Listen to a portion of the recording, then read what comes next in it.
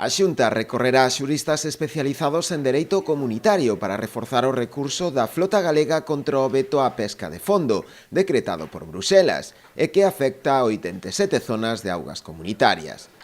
A medida pretende dar resposta á necesidade de actuar con carácter urxente, cunha estrategia ben definida e liderada, tanto por profesionais coñecedores da materia, como tamén por expertos familiarizados cos procedementos que rexen nas accións ante os tribunais europeos.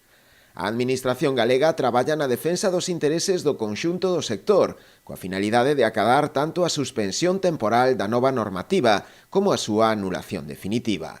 O veto afecta ao redor duns 200 buques en toda Galicia, ben porque non poden pescar nas zonas vedadas ou ben pola concentración, no mesmo espazo, das embarcacións que viñan traballando tradicionalmente alí, xunto coas expulsadas das zonas restrinxidas.